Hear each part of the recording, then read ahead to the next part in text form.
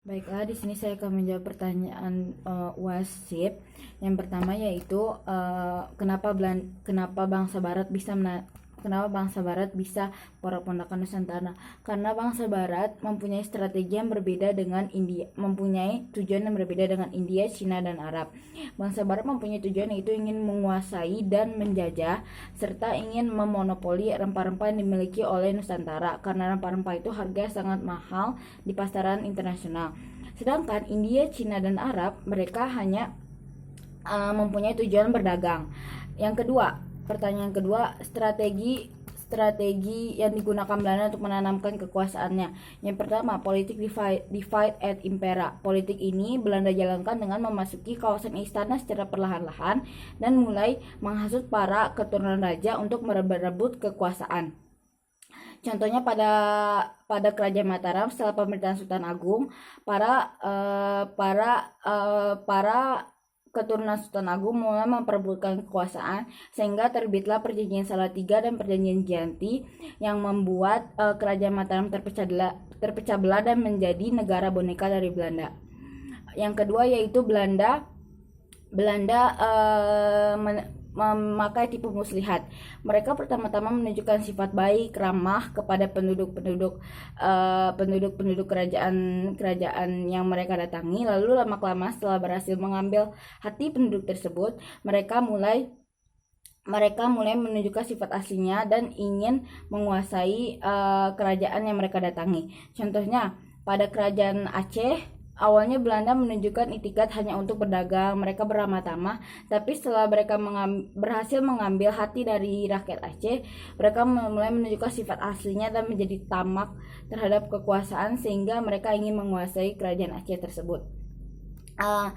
Apa implikasi dari jargon pemilik negara dan pemilik agama? Aplikasinya adalah Belanda mendatangkan Snok Horgonce, salah satu ilmuwan yang meneliti tentang Islam. Belanda ingin mengetahui bagaimana Islam itu bisa membuat perlawanan yang sangat hebat terhadap Belanda dan sangat sulit dikalahkan oleh Belanda.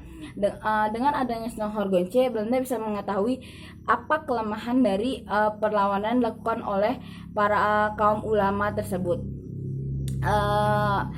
Pertanyaan kedua yaitu apakah jargon ini masih dipakai pada saat ini? Tidak, karena seperti yang kita tahu Indonesia memiliki 6 agama dan setiap pemeluk agama berhak mencalonkan dirinya menjadi kepala negara atau presiden. Contohnya pada pemilihan umum, siapapun berhak mencalonkan dirinya menjadi kepala negara atau presiden, mau dia beragama Islam, Kristen, Hindu, Buddha, Konghucu, dia berhak mencalonkan dirinya menjadi kepala negara. Yang keempat, apa yang membuat kerajaan Aceh sedemikian hebat? Karena taktik perlawanan kerajaan Aceh terhadap VOC adalah taktik gerilya dan berjihad. Taktik ini dikomandai oleh para ulama. Para ulama mengobarkan semangat bergerilya, semangat berjihad kepada para pejuang untuk mengusir penjajah dari tanah Aceh, sehingga membuat para pejuang itu menjadi semangat dalam mengusir Belanda dari tanah Aceh tersebut. Terus yang kedua, selanjutnya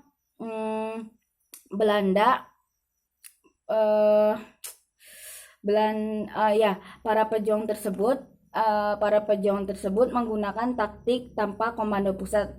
Taktik tersebut hanya dikomandoi oleh para ulama sehingga perlawanan dapat lebih cepat dan dapat lebih terorganisir.